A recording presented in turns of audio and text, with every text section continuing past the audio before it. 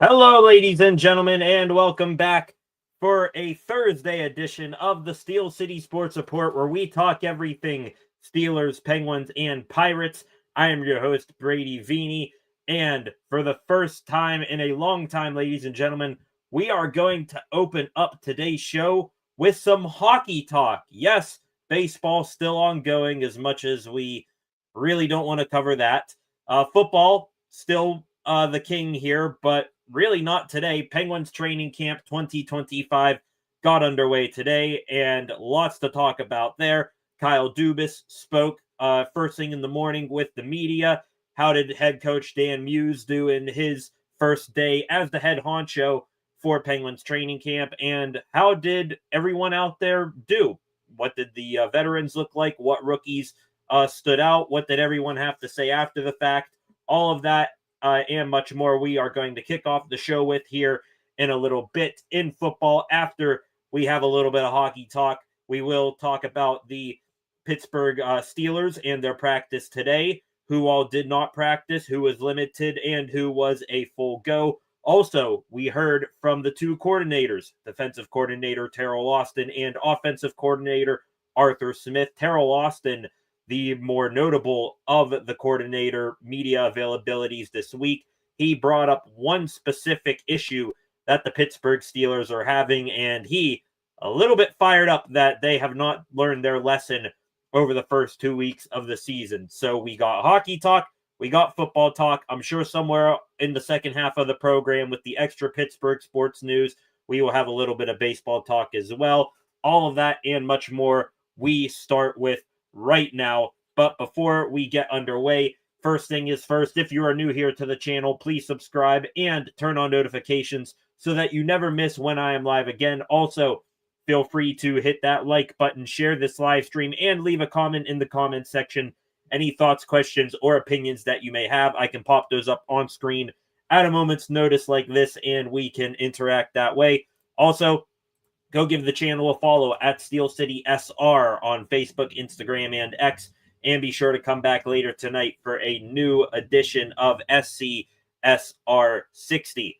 Like I said, ladies and gentlemen, for the first time in a while, we are going to start off today with some Pittsburgh Penguins news. Today, they began their training camp 2025. Lots of questions we have going into this training camp and into this season in general. Seems like the team is going to have another rebuilding year, but still a lot of good players on this team. We started off the day this morning with Kyle Dubas, Penguins general manager. Kind of got clipped right there with that picture from Penguins play-by-play man Josh Getzoff. But Dubas, we did hear from first thing this morning. A couple of tidbits from his presser. The UPMC Lemieux Sports Complex is where everything was held today. The day started off with Penn's GM and president of hockey operations, Kyle Dubas, holding a press conference, and there was a lot to take away from it. First off, Dubas started by giving an injury update on a few players, most notably Kyle Dubas saying that Penguins forward Rucker McGroarty, he is going to be out for an indefinite amount of time with an upper body injury. Stating the obvious there, Dubas said that McGroarty has great potential for his age and that they want to be very patient with him. They don't want to stunt his development whatsoever by maybe rushing him back too soon from this injury. Also on the injury front, Dubas said that forward Noel Acciari is still rehabbing from core muscle surgery. He is eyeing a return late in the preseason, and that prospect forward Bill Zonan, he did not take part in the prospect challenge up in Buffalo, New York over the weekend. He will be out for about 4 weeks with an undisclosed injury, so he on a longer pathway back from his injury than the other two mentioned. Talking about general expectations for the team this year, Dubas said that the team is not close to where they want to be at any position this season. Kind of obvious there, still in the middle of the rebuild. You're going to have some players that, are just going to be filler at some positions, where you're waiting for young guys to come up and fill those roles. So really stating the obvious there. Dubas saying that the team is not where they want to be at the current moment. However, Dubas said that this season is all about seeing more push and improvement from the young players, and he said that a successful season can be characterized as the Penguins clearly being viewed around the league and in the media as a team on the path back to contending. So Dubas stating the obvious there that this year you're going to see a lot of young players, even though there are, I think we all can agree, more older players than what we would like to see on a rebuilding team at this time. But the goal, not to make the playoffs, the goal is simply to be viewed as a team on the rise by everyone inside and outside of Pittsburgh after this season. Real quick to the comments section for a second. Flacco, welcome back, good friend. Can't stand that Sperry dude. Who's that? I cannot. I don't know who that is. I don't know if is it someone in the comments section from time to time, or is it someone out there in the media somewhere. You have to clarify from that for me, Flacco. But anyways, welcome back as always. Back to Kyle Dubas and his opening season press conference that he had this morning before any of the Penguins practices got underway. I see your comment now, Flacco. Okay, I understand now. Back to Kyle Dubas and his press conference after that, opening monologue there, saying what he expects from the team and talking about the injuries. The Q&A portion, lots was discussed, but I broke it down into three glaring topics, three big topics that were discussed in depth by Dubas. That is the goaltending situation, that was Sidney Crosby, and that was the trades that the Pens were predicted to make this offseason, but ultimately never did. Starting with the goaltending, talking about the addition of Vancouver Canucks goaltender Arthur Shalovs. Dubas said the following: "It's a simple swap out," talking about Shalovs taking over the position of Alex Nedeljkovic, who was traded to the San Jose Sharks in the offseason. Dubas said, "It's the same message as it was in April. We have two young goalies who have extremely high potential in Yoel Blomqvist and Sergei Murashov, both outstanding. Love the bright future that those two have. We have Tristan Jarry and Arturs that are a little bit older, a little bit more advanced. They'll start competing here today, and the two best goalies will determine who starts with the Penguins. Their contracts, their situations, none of that matters." To that, I say, hell yeah. I think we were a little bit too stubborn last year, and I think this mainly falls on former head coach Mike Sullivan, to where we saw Alex Nedeljkovic and Tristan Jarry get trotted out there on a night in, night out basis more than anything else. And we saw, only Yoel Blomqvist as a young goalie come up last year, and he sat on the bench more times than not when he was up with the team last year. I mean, sure, his goal against average probably wasn't the prettiest, but when he was in there, you could tell that he was putting up more fight than Jarry or Nedeljkovic at times, really keeping the team engaged and energetic throughout the game. So I think Blomqvist, really got a bad hand dealt by the former coaching staff. But with what Dubas says here, I think that he and Dan Muse are on the same page here. To that, I say, hell yeah. If the kids earn an opportunity, give it to them. This season, probably going to be a wash anyways. Let's see what you have in the future with, those two youngsters in Blomqvist and Murashov. Murashov, we still have yet to see in the NHL, lit it up in the minors. He's probably got the brightest future out of anyone in the goaltending room for this Penguins team. Sticking with the goaltending situation here, Dubas was also asked about the recent report from, I believe it was Frank Saravalli, about the Penguins having interest in former Philadelphia Flyers goaltender Carter Hart. Dubas said that the Penguins have had no contact with Hart or his agent, that the team in the current state they are have no interest in him. And Dubas might have said this, but if he didn't, he sort of gave off the vibe that Hart, he isn't in consideration with the Penguins, with at least some part of it being this 2016 Canada World Junior Championship team that was under investigation for some really icky stuff.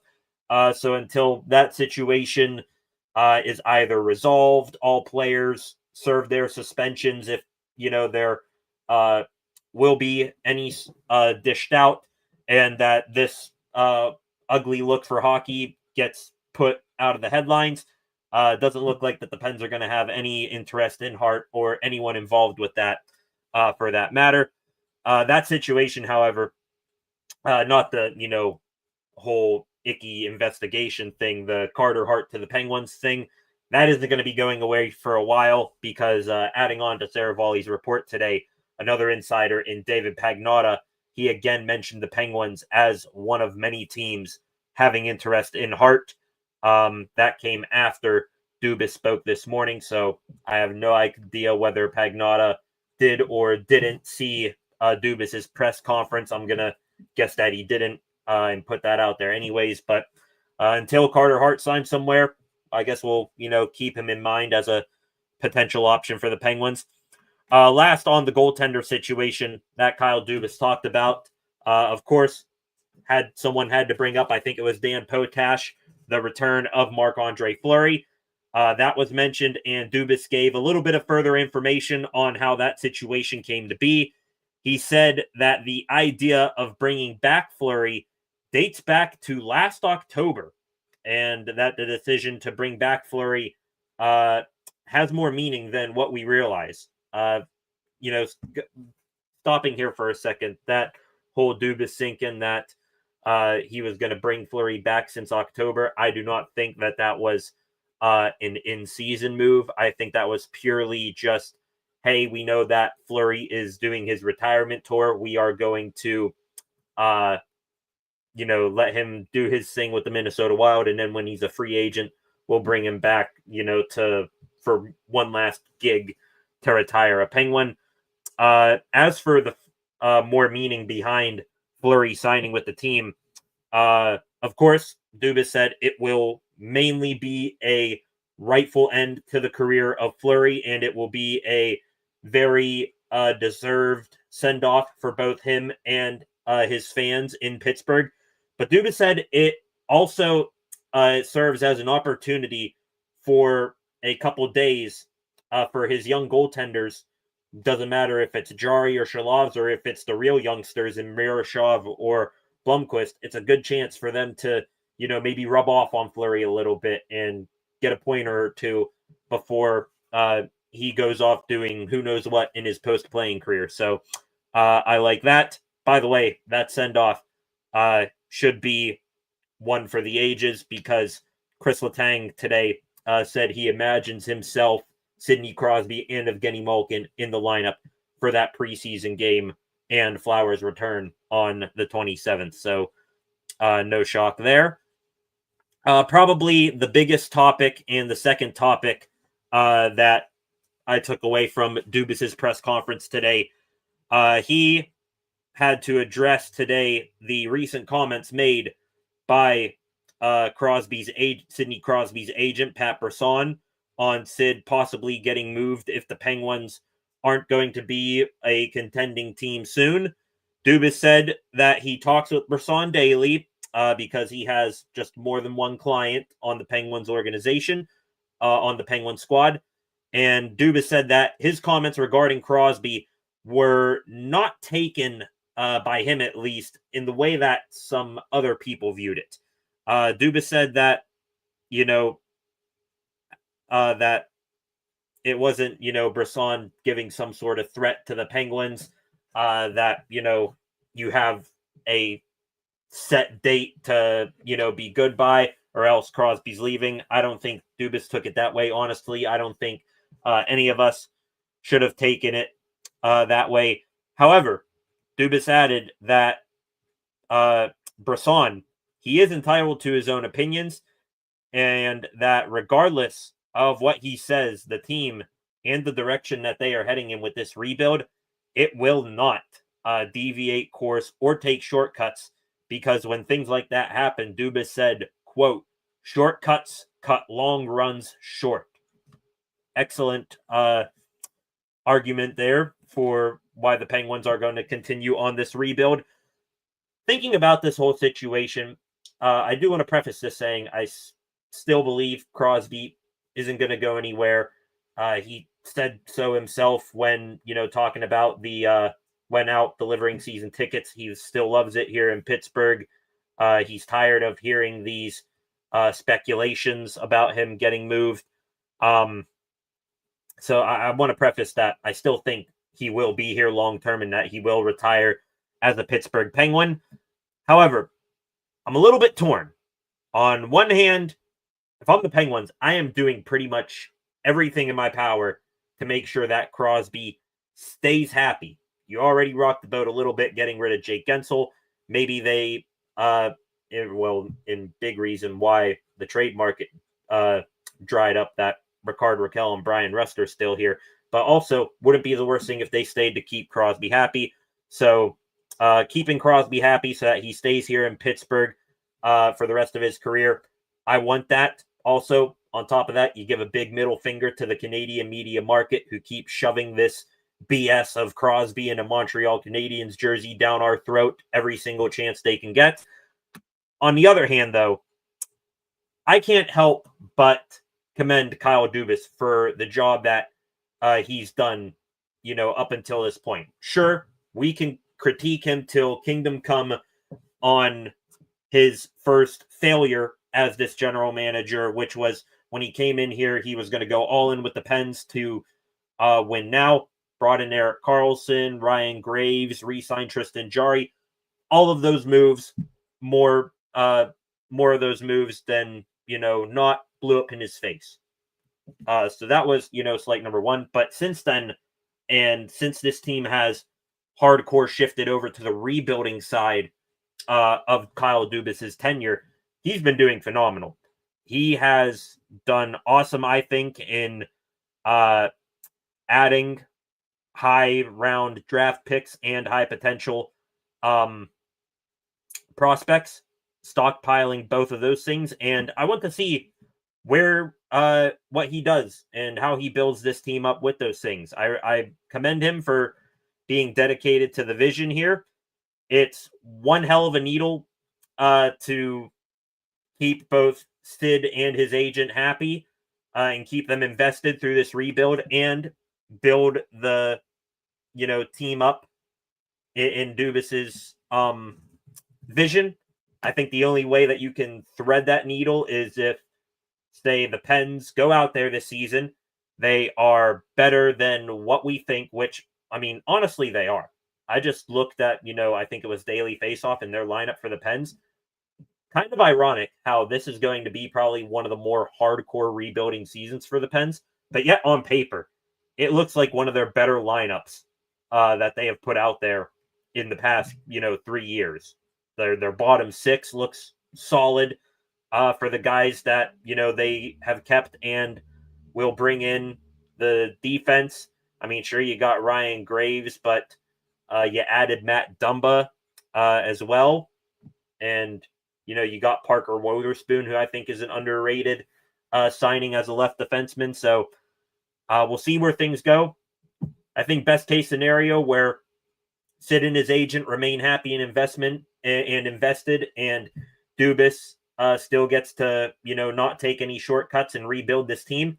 Penguins go out there, play well this season, maybe miss the playoffs by a handful of points, and then they somehow with, very, very little odds land the lottery and draft Gavin McKenna, which will speed up the rebuilding process and get the Pens back into the playoffs and contending for the Stanley Cup years earlier than expected. So That is what Kyle Dubas had going on today. Also, Dubas, glowing review of Crosby later on in his presser this morning, saying that I think Crosby's agent, Pat Brisson, said similar things, that Crosby, he could be the Tom Brady of hockey and continue playing at a high level into his 40s, which I think it's clear to them that that could happen. Sid,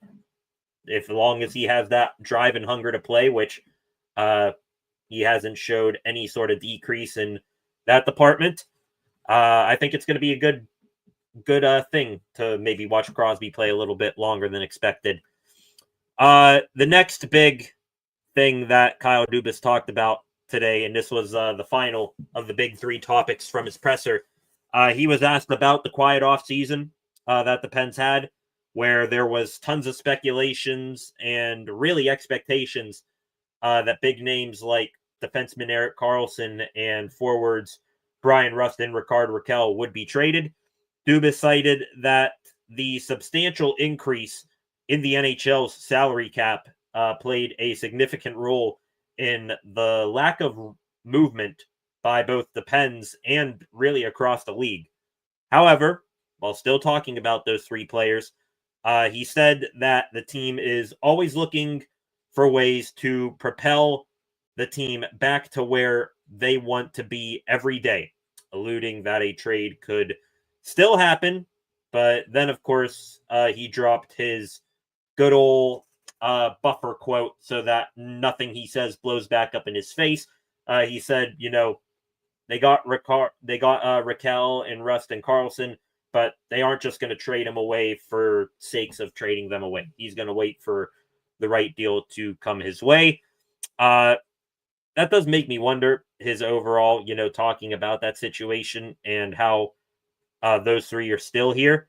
Makes me wonder if they should have pulled the trigger on the best offer that they had back at the trade deadline, because clearly the trade market, especially for these three, has dried up significantly. It is like a desert on that front.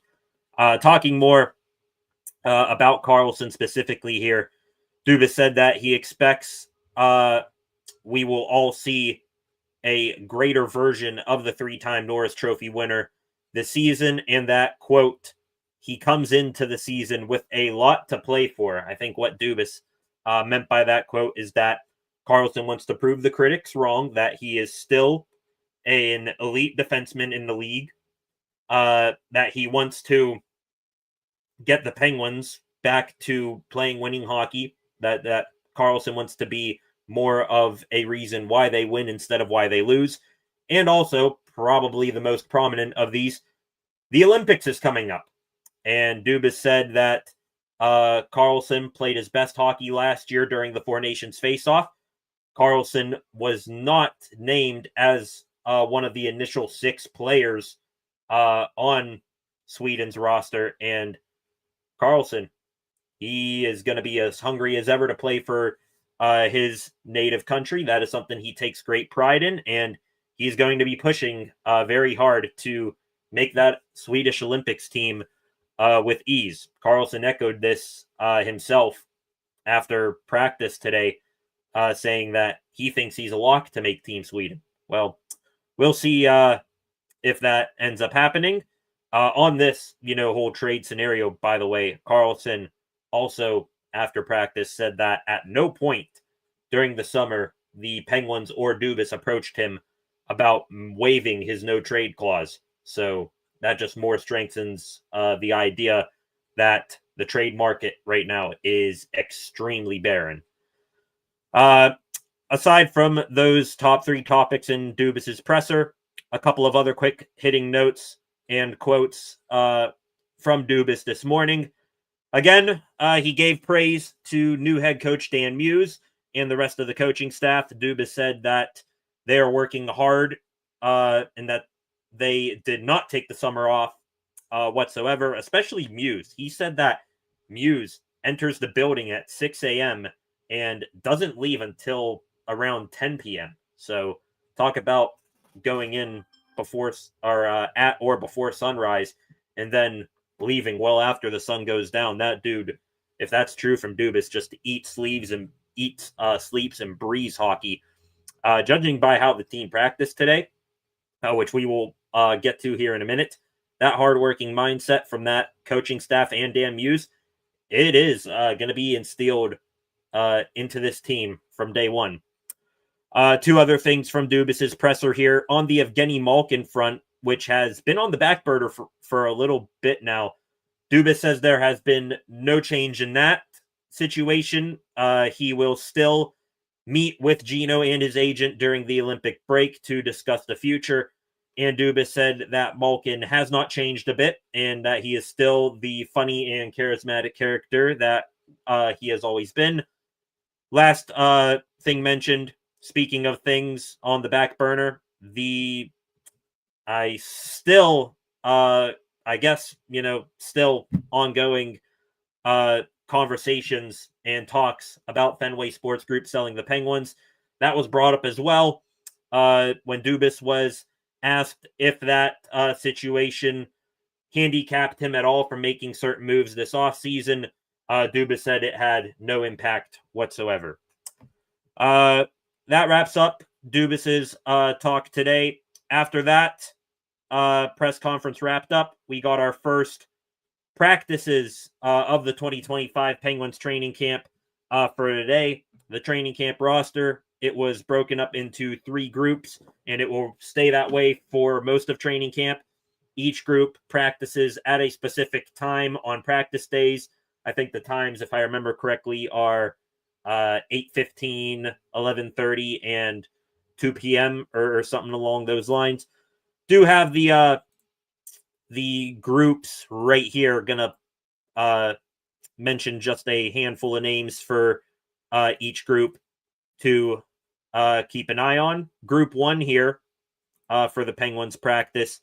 You got Boko Imama, Yuna Koppanen, Justin Brazeau, Tristan Brose, Ville Koivunen, Sidney Crosby, Philip Tomasino for the forward group. Defense, Owen Pickering, Harrison Brunick, Parker Wotherspoon, Eric Carlson, Emil Pianiemi. The goaltenders were Tristan Jarry and I believe Philip Larson. So group 1, pretty stacked. Crosby, Carlson, Koivunen, Brose, Brunick, those guys. Nice mixture of young and old there. Team 2, that was more than not very much new faces. Tommy Novak, he's still kind of new to this team. Didn't play much after the team acquired him at the trade deadline last year. Anthony Mantha, Raphael Harvey Pinard. You've had Alexander Alexiev there as well. A couple of veterans, Chris Letang and Evgeny Malkin, were on that team. The defense, the goaltenders, I believe Justin Gauthier and new guy Archers Solovs. Team 3, after team 1 and 2 really took the top 2 or the core 4 guys of Crosby, Malkin, Carlson, and Letang. I thought who all is going to be left. Still a solid group. Kevin Hayes, Philip Hollander, Robbie Fabry, Connor Dewar, Brian Rust, Ricard Raquel, Sam Poulin, Avery Hayes. The defense, Matt Dumba, Ryan Graves, Connor Clifton, Quinn Beauchene, and then the 2 goaltenders for that group, the youngsters, Sergei Murashov and Yoel Blomqvist. So that was the groups that will stay that way throughout training camp. Couple of quick notes from those practices today.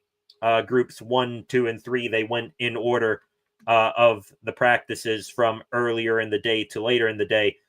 In Group 1, saw a couple of interesting pairings. Ville Koivunen on a line with Sidney Crosby. Would love to see that be a constant throughout the season. I know Stid likes playing with his guys, Raquel and Rust, but hey, Koivunen, you want to excel that kid's progress and development in the NHL? Playing him on a line with Sid. That dude is a talent grower.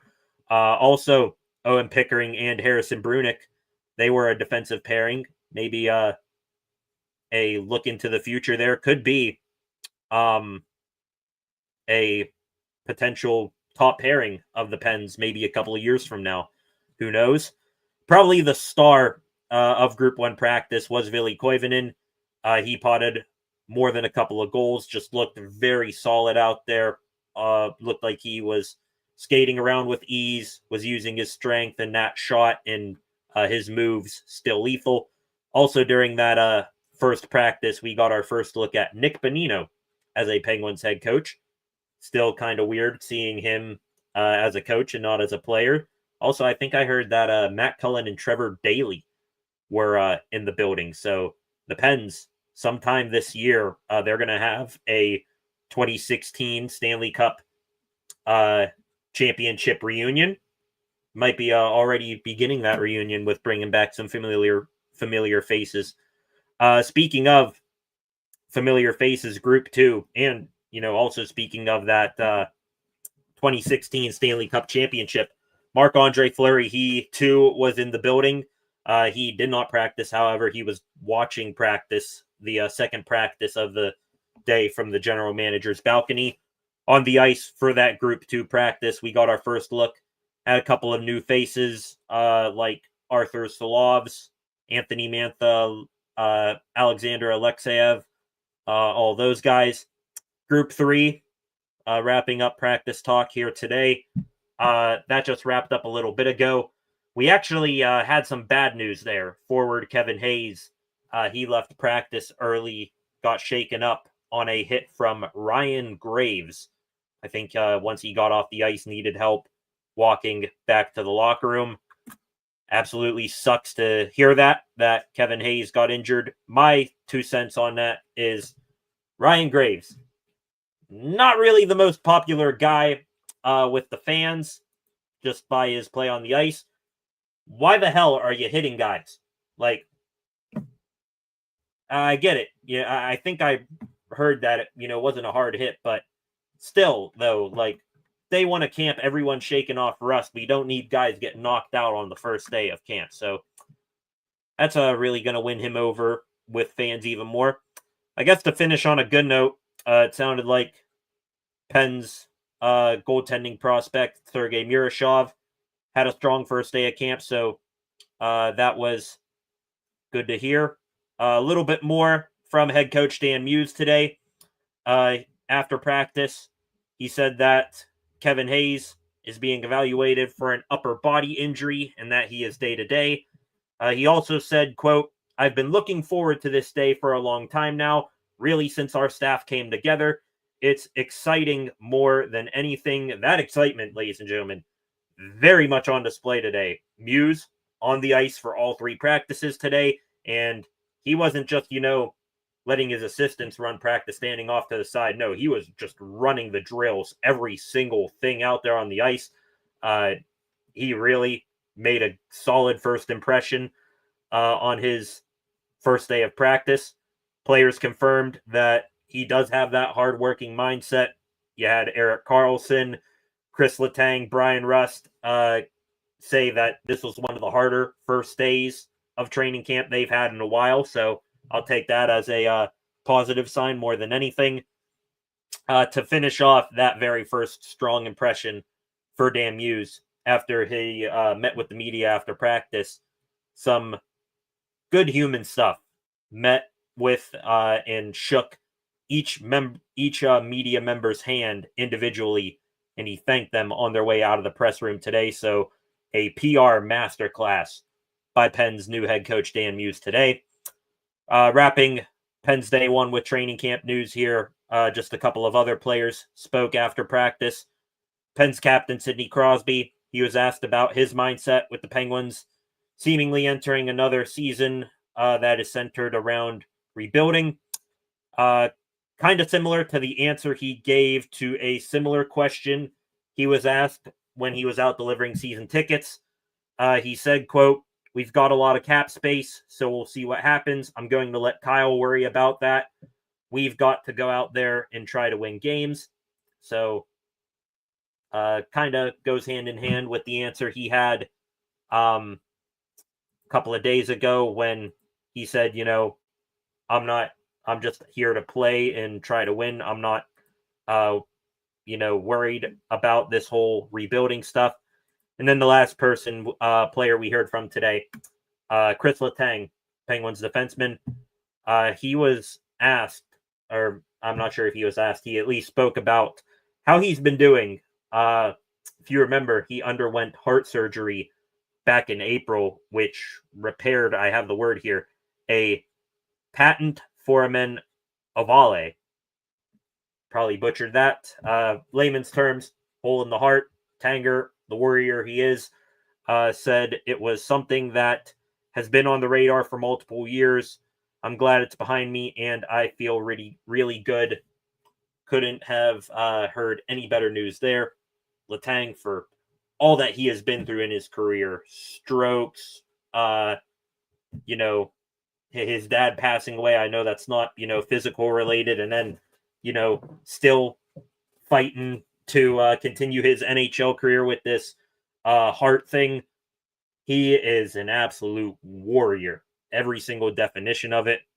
I'm sure multiple times in his life he's been told, hey, your hockey career is over, hang it up, but he still just goes out there and still not only continues playing hockey, but still is that guy too. Like, he's by far one of the more conditioned guys on that Penguins roster. Always has been, always will be. Can go out there and log, 25 minutes a night on the ice. So credit to him. That's very encouraging to hear from Letang to end a overall very encouraging day one of Penguins practice for training camp.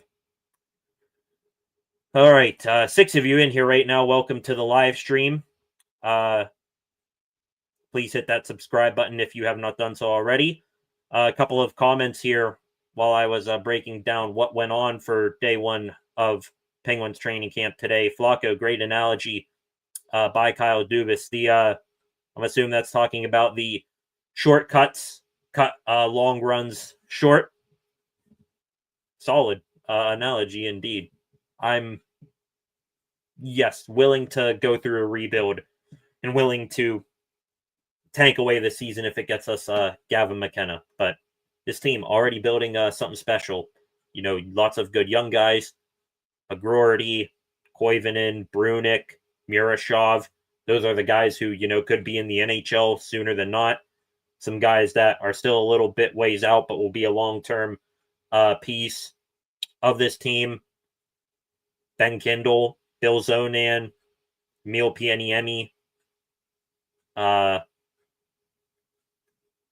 Will Horkoff, those guys. So that's all good to hear.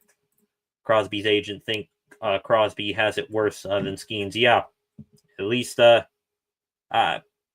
Brisson, he would probably lose his mind and need to go to therapy if he was the agent for Paul Skeens compared to Sidney Crosby. Who's the prospect Hunter Yeager related to Yags? Do not know of Hunter Yeager. I do not know where you're coming from there, THP. LOL Fight Club Camp. Yeah, just really Graves. It was probably, nothing malicious or intentional to get the guy hurt, but seriously, can we tone down the physicality for maybe 2 or 3 practices here to make sure everyone gets their legs back under them from the summer? Seriously. Y'all want to keep Sid all year? Yeah, he's not going to go anywhere this season. If he were to ever, in a Blue Moon's chance, get traded, it would 100% be an off-season move. You are not going to move a player of that caliber when there is going to be a bunch of hoops to jump through to get that deal done and a lot of negotiation. You're not going to, move Sid when, you have a clock ticking against you. That is going to be reserved for the off season when there's no pressure by this certain time and this certain day to get it done. Very exciting as an NHL fan to have Sid back. Stars fan, but Sid is Pittsburgh. Yeah, Sid is Pittsburgh. You're a Dallas Stars fan. I like the Stars. If I had to pick a team that wasn't the Penguins that I liked. And I tortured myself with this, I was for a little bit a fan of the Buffalo Sabres when they were when they had Jack Eichel. And also, as a kid, I bandwagoned to the LA Kings when they won Stanley Cups. But the Stars, man, I've really been impressed with them. And I think they got a bright future on their hand. I mean, you got Jake Ottinger. It's a matter of keeping this guy healthy. You still got Miro Heiskanen, Mikko Rantanen, and Jason Robertson are still there. Tyler Seguin and Jamie Benn, the old heads, I think are still there as well. So you got a nice mix of young and old players there. It's just a matter of, can you guys get over that hump? We'll wait and see. Also, THP, I know you're a Dallas guy. Talk about that being the only team left standing for you guys. You got the Mavericks, who traded away Luka. You got the Cowboys, who traded away Micah. The Texas Rangers, they've fallen back to some sense of reality after the World Series a couple years ago. The Stars, pretty much the only guys that you can bank on to be serious championship contenders. A couple other comments here. John Edborg, welcome back, John. Maybe some of those Penguins players can play NFL, D. It can't be worse. Two-sport Ironman. Yeah, honestly, you cannot convince me in here to anyone. And maybe I have a little bit of bias because I played hockey growing up and I played, multiple sports off of hockey growing up. You cannot convince me that hockey players are the best athletes on the planet. And you know why? Because hockey players, you give them, let's say, 6 months. Let's give 6 months across all the sports here. Hockey players, like guys like Sidney Crosby, you give them 6 months, they're going to figure out how to be competent NFL players. They're going to figure out how to maybe put together a somewhat competitive at-bat in the MLB. However, you take, football players and baseball players, in 6 months, they are not going to learn how to skate at the level or shoot at the level or really do anything at the level that NHL players can. So I'm willing to have a debate with anybody here. It's just you are not going to convince me that hockey players are the best athletes on the planet. They can do it all on the ice, off the field, or on the ice, on the field, on the court, on the baseball diamond. They have 10 times better ability to go and be a professional in some other sport than one of the other three major sports, baseball, basketball, or football, go and be professional hockey players.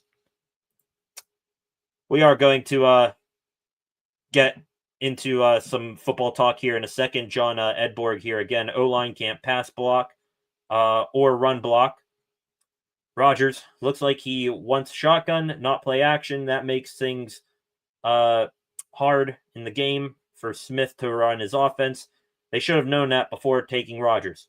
Yeah, that was one thing that I was very critical of bringing Aaron Rodgers in. I mean, sure, we all, I'm sure, got lost in the bright lights and the nostalgia of, holy hell, we got Aaron Rodgers, Super Bowl champion, 4-time MVP, one of the greatest passers to ever play the game of football. But let's not forget, back when we had last year Russell Wilson and Justin Fields, it was Mike Tomlin's decision to put Russell Wilson in and ride him for the rest of the year.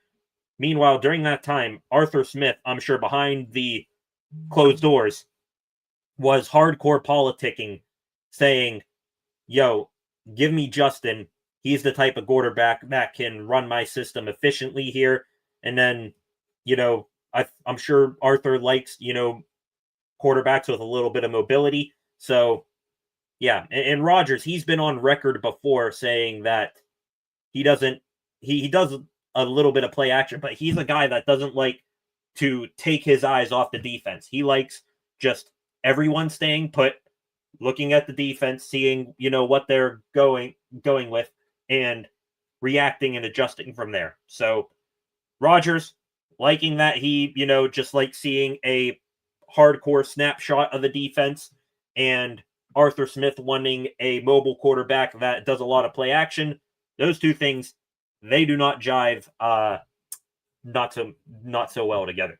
Instead of getting peanut butter and jelly, you are getting ketchup and jelly there. Not a good taste together.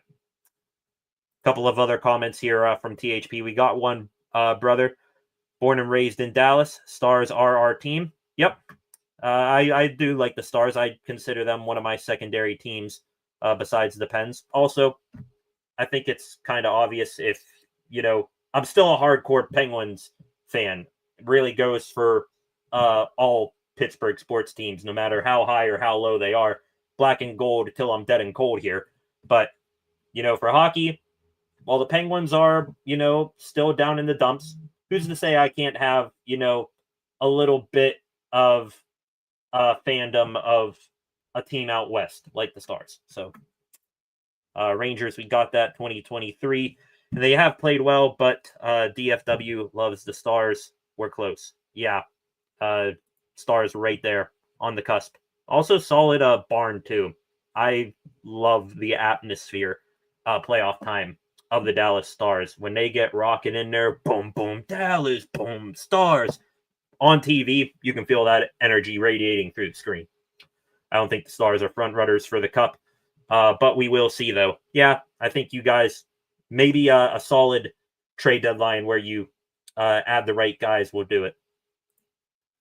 Truth Thong here again. Welcome back, Truth. Penguins excite me the most of all Pitt sports teams.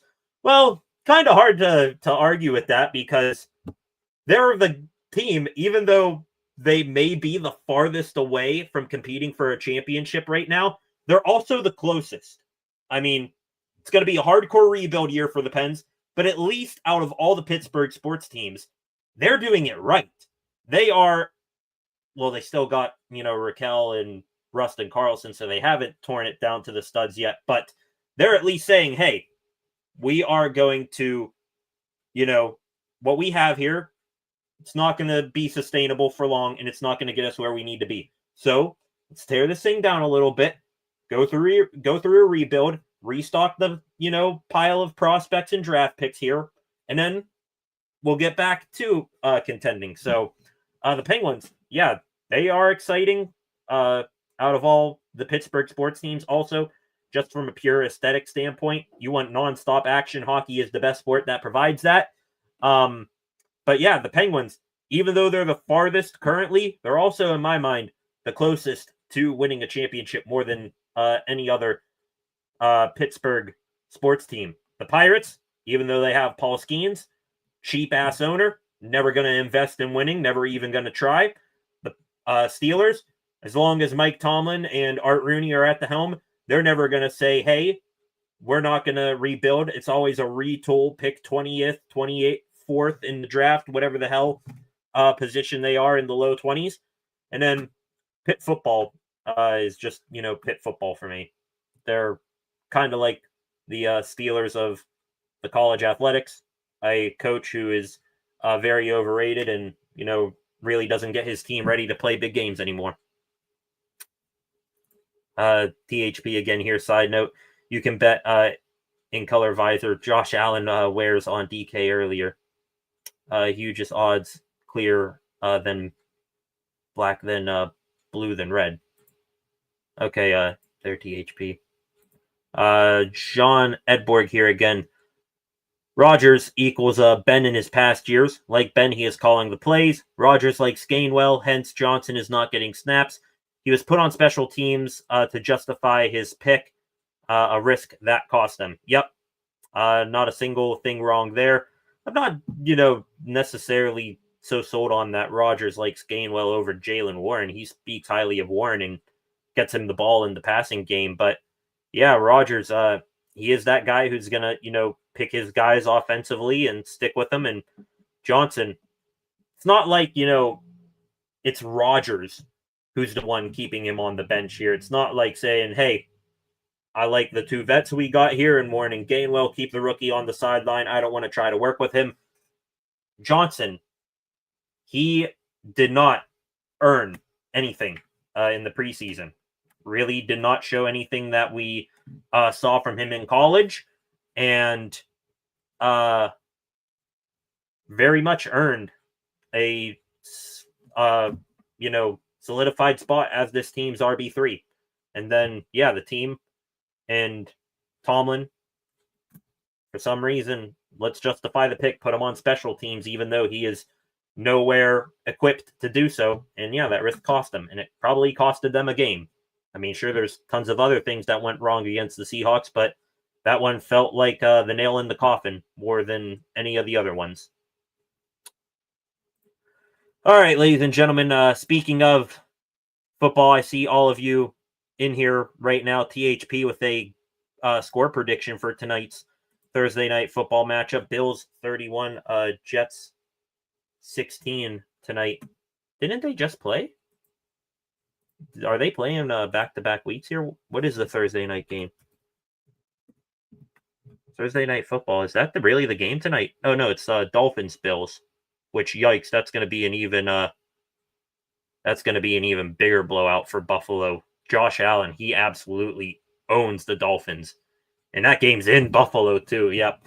That's not going to be anything competitive at all. We'll all watch, of course, and see what Minka Fitzpatrick does, but that game is not going to be competitive at all. All right, ladies and gentlemen, you're all right, THP. We are going to get into back into some Pittsburgh Steelers news here. Continue on with the live stream tonight, and a little bit to talk about. Steelers had a practice today. We do have just a little bit to talk about for practice today. The coordinators, they spoke this afternoon. Defensive coordinator Carol Austin and offensive coordinator Arthur Smith. I believe they speak with the media every Thursday. Sorry, guys, had to wet my whistle there.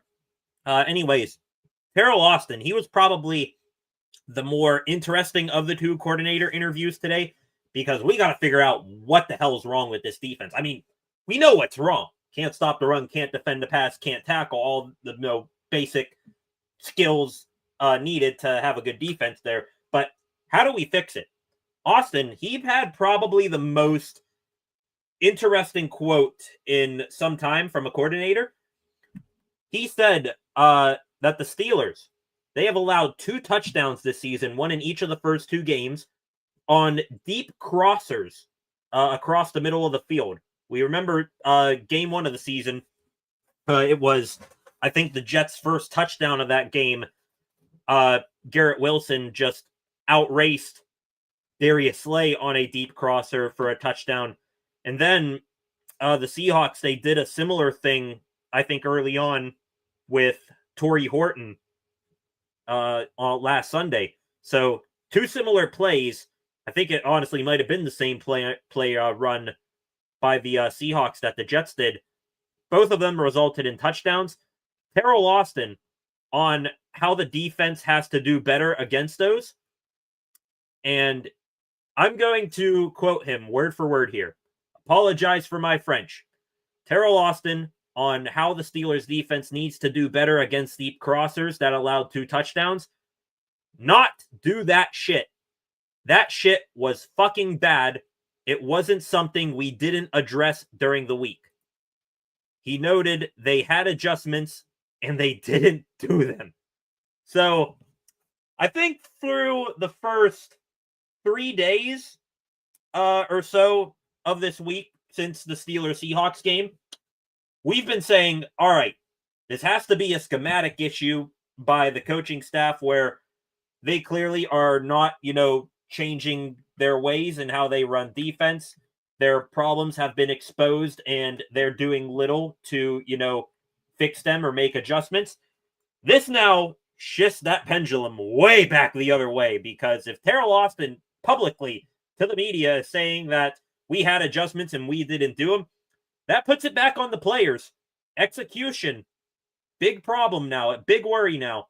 And I guess Tomlin sort of, hinted at this too, I think he said on Tuesday something along the lines of, I had it just in my mind now. The Steelers defense, they got all new guys out there in the secondary. Without the Sean Elliott and Joey Porter Jr., they're both out with injury. Pretty much every single guy in the secondary is new. Your starters, Eccles, Ramsey, Slay, Thornhill, Chuck Clark, Jabril Peppers. So, yeah, execution and communication, a bigger problem than what all of us are really admitting. I mean, sure, it's always easy to blame the coaches and, say, hey, this defense has now sucked for more than a calendar year. They're having the same problems that they had, for the second half of last season that had them go on a 5-game losing streak. Yeah, now we gotta start putting more, onus on the players here, which I wasn't, absolving them from sins, entirely here, but I thought it was more schematics in coaching than anything. Now it makes me question if it really is this unit not adjusting, not communicating in the right way. So thought that was interesting from Calvin Austin, or from Terrell Austin. He said on top of that he's pissed off that was an issue again, and quote, "We have to be better than that. Our guys can be better than that." So as much as my head is telling me to, one is a coincidence, two's a pattern, this defense probably going to get gashed again by the Patriots this Sunday. As much as I want to, put another loss in the column here, when your defensive coordinator says all of that to the media today, and if the players had any sort of respect for Terrell Austin or Mike Tomlin, which is very questionable at this point, then they, I think, are going to go out there and absolutely ball. My heart is saying that, but my head's saying, hey, they haven't fixed it yet. Why would the defensive coordinator calling out the players now fix it? We'll see. Thought that was interesting. A couple of other quotes here from Terrell Austin's presser today. He said that there's a chance Cole Holcomb has more playing time this week. He said, quote, "Guys that deserve to be out there will be out there, and I would expect to see more of him as we move along." Not going to hear any arguments from really any sort of Steeler fan or observer on that. Peyton Wilson, no offense, he's been outright horrible. I think I even heard someone, I forget who this is. It was someone on 93.7 The Fan. I'm not sure if it was Pat Bostic or if it was Doug Whaley, a former NFL quarterback and a former NFL executive.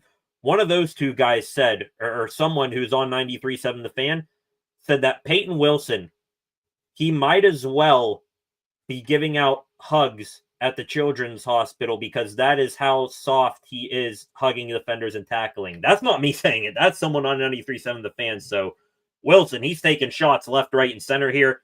I don't want to say, that he's that bad, but his play has been, very, very light up until this point.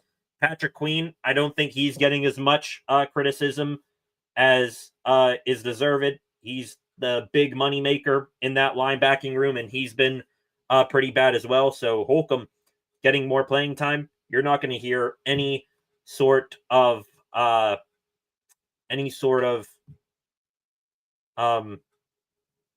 oppositions to that here. A couple other things here from Terrell Austin. Going to move quickly through some things here.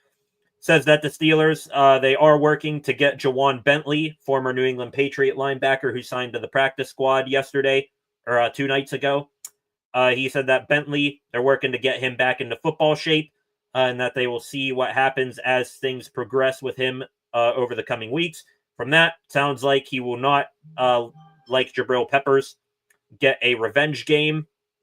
Sounds like he might be 1 or 2 weeks out from joining the Steelers defense.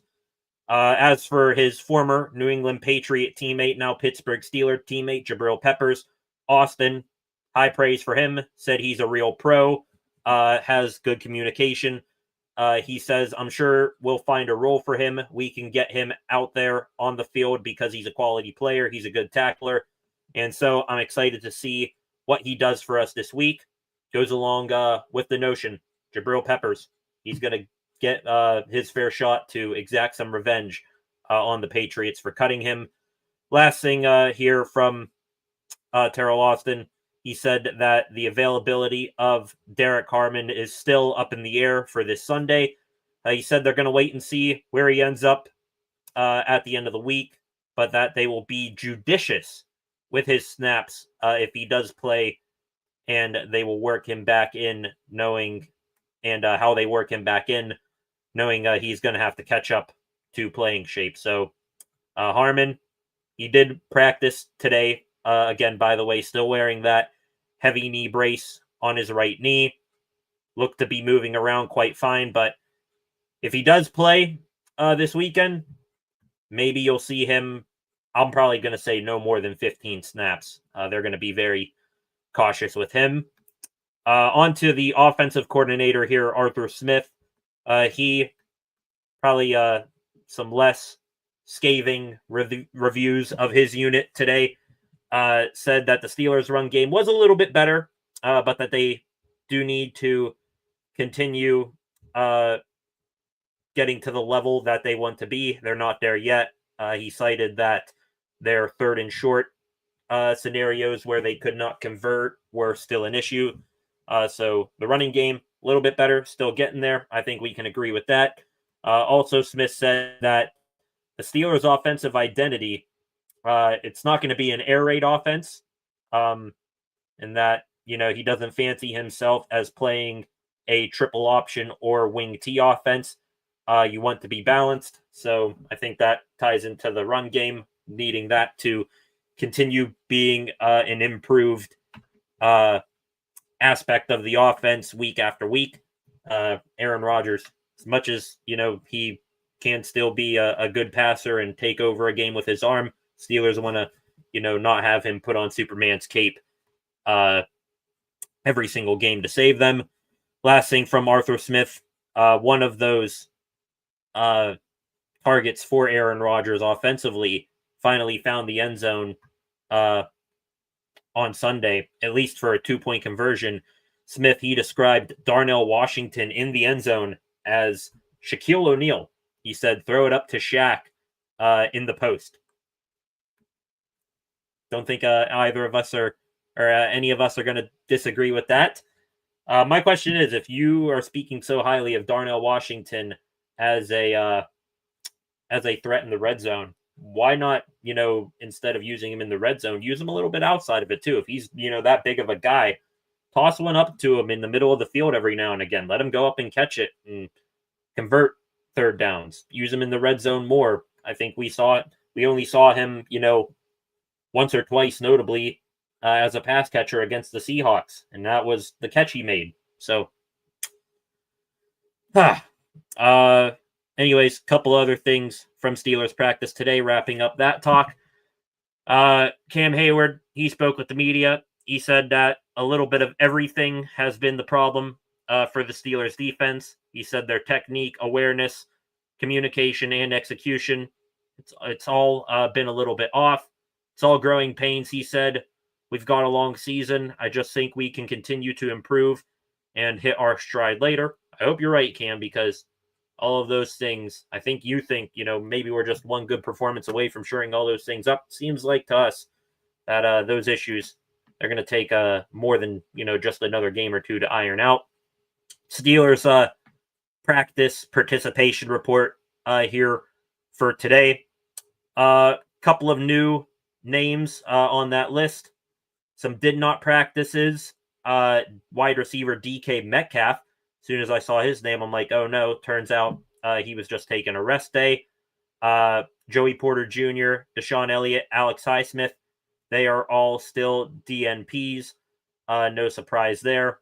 Highsmith, he's going to be out this week. It was already reported Elliott and Porter, They were listed as questionables, but now 2 days where they did not practice in a row. Sounds like they're not going to play. A limited practice participant, defensive tackle Derek Harmon with a knee. Second day of limited participation for him. I'm still seeing it as a long shot, too, for him to play on Sunday, though could be surprised. Some full practices today. Patrick Queen, again, no issues or setbacks with his oblique injury. And Darius Slay and TJ Watt took a rest day yesterday. They were back out there today.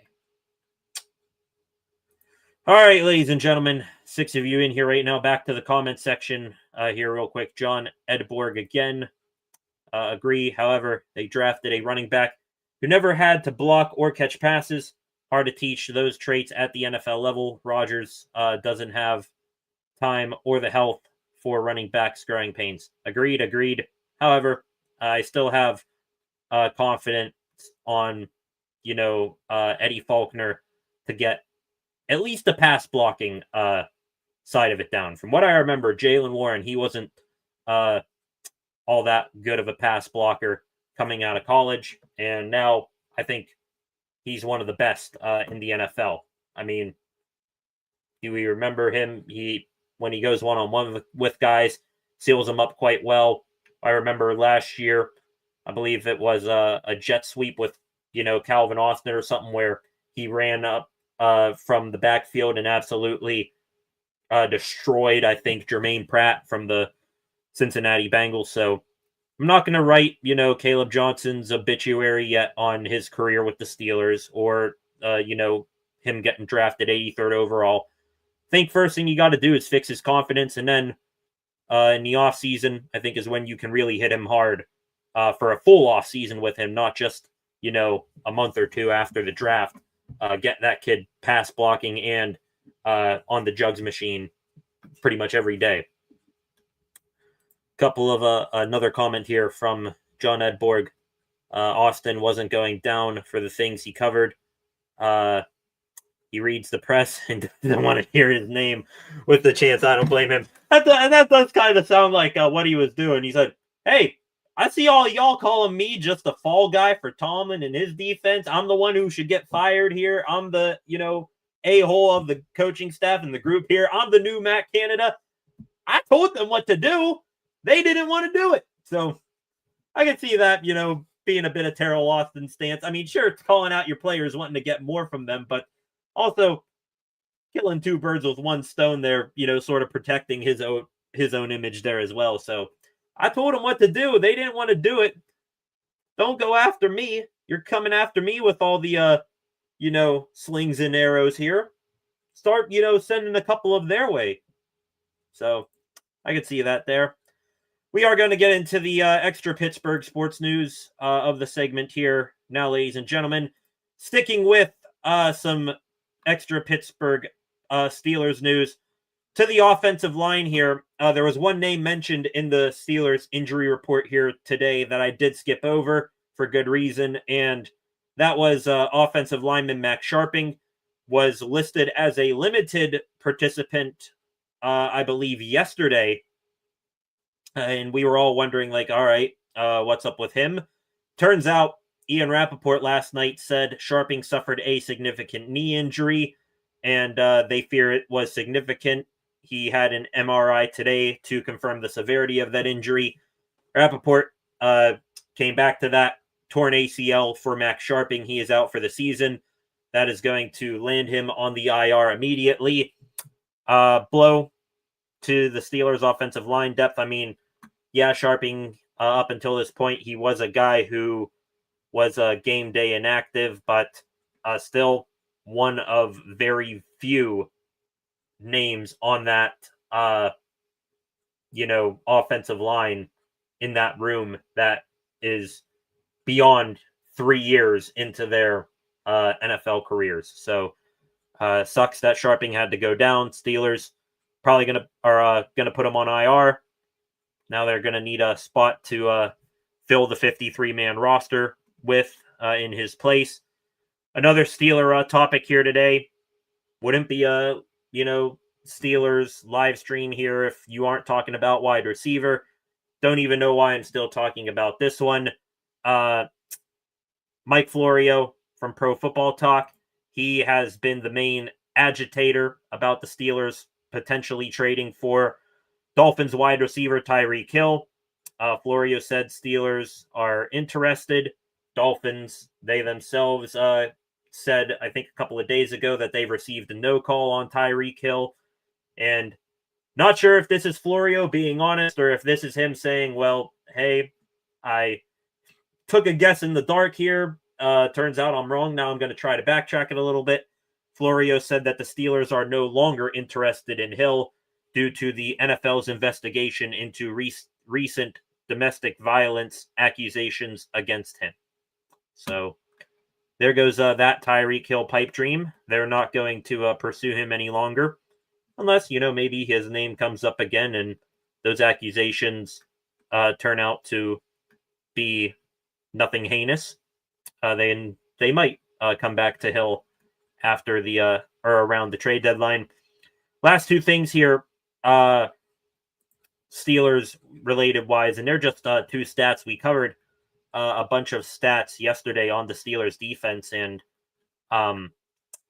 how they have been historically bad up until this point in the season, one of the worst defenses in the league.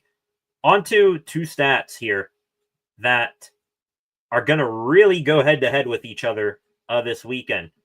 The Steelers, with Mike Tomlin as their head coach, when they play the Patriots in New England up at Gillette Stadium, they are 1-5 with Tomlin as head coach. Their last win when the Steelers won the Super Bowl back in 2008. However, the other stat that goes against that, Mike Tomlin, 3-0 in his career against a Mike Vrabel coach team. So overall, Tomlin 1-5 against the Patriots up in Foxborough, 3-10 overall against the Patriots all time. But against Mike Vrabel, he is undefeated. So just thought that was crazy. We will see if what of the greater two powers win that game there. Switching gears here, no extra Pittsburgh Penguins news here for today. We pretty much covered all that. Just wrapping up with a little bit of Pittsburgh Pirates news. They are off today after getting swept by the Chicago Cubs. My reaction to that, honestly, thank God, anytime that I do not have to turn that team on my TV, I'm going to take it as a win. Speaking of win, the Chicago Cubs yesterday, I mentioned, punching their ticket to the postseason. I am never going to forgive Ben Cherington for how gutted he will leave this team when he gets fired. I mean, sure, you got Paul Skeens, but this team, I think, at least mentally wise, they are going to be in a worse position, in a worse state than what he found them in. And the reason why I hate it is that, your division opponent not only just comes in here and, kicks your ass for 3 games in a row.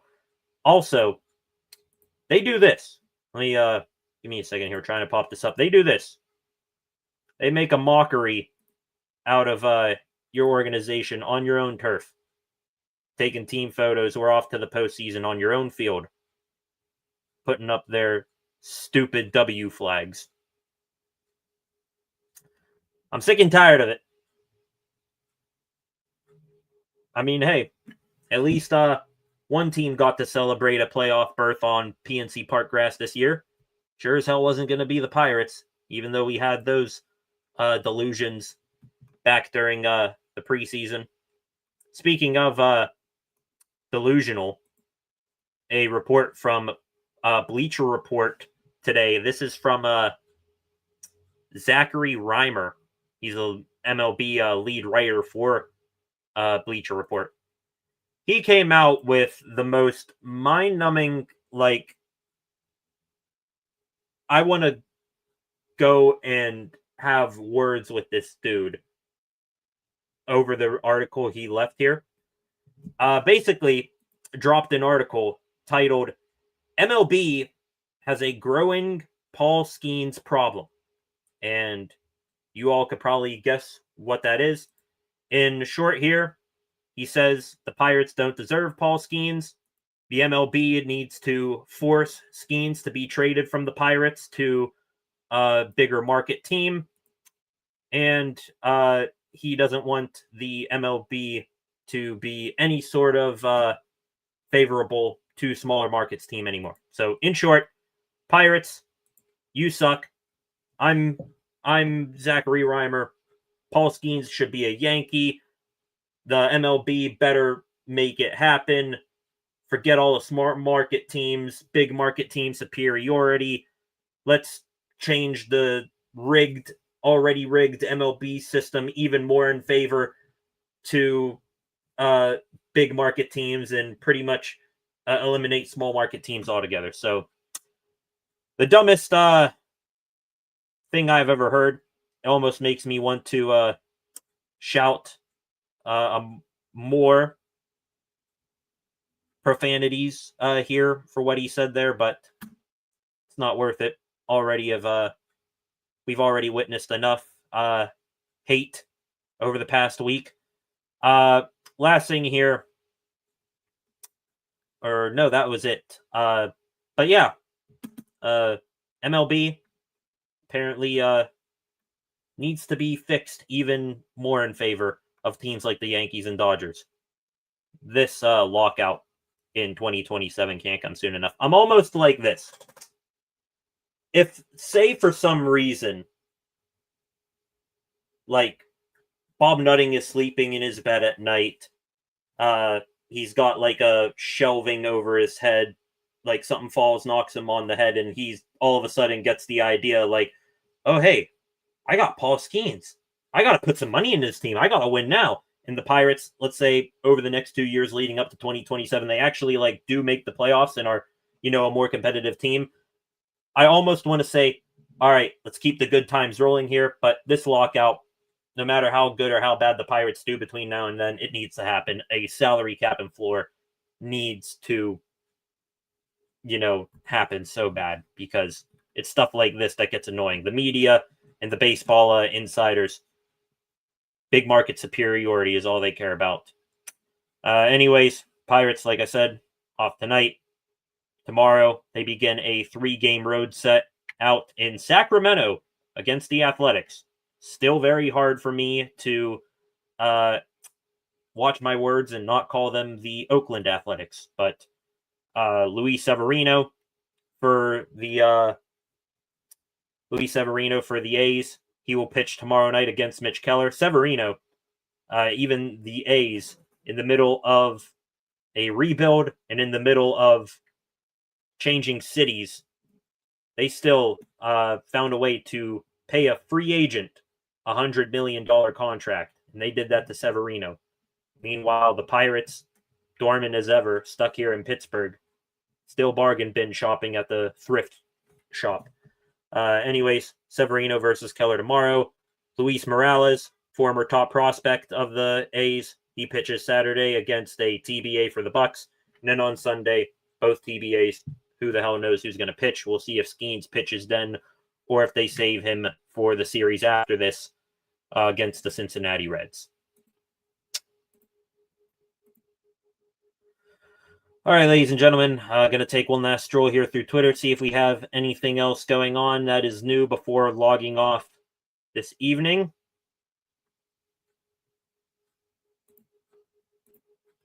Another comment here from Dan Muse. This is a very interesting quote. This group here, I think if I put a cold cheeseburger for the winter, they'd be all in for that cold cheeseburger.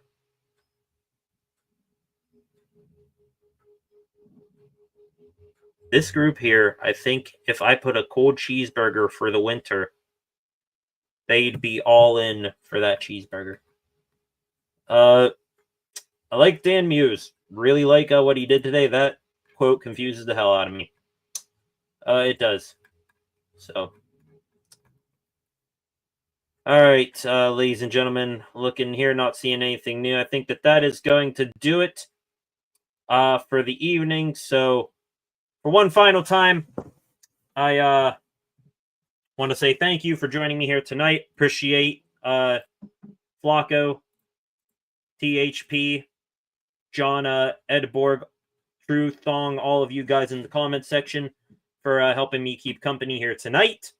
And I want to thank each and every one of you who stayed here throughout the live stream. One final time, please subscribe to the channel. Turn on notifications so that you never miss when I am live again. Like this live stream, share it, leave a comment after the fact. I always see those.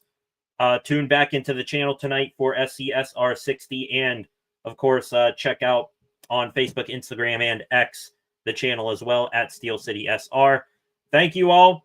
Have a good rest of your Thursday night. Back here tomorrow. It is a Friday. We will have final injury reports for the Pittsburgh Steelers to talk about.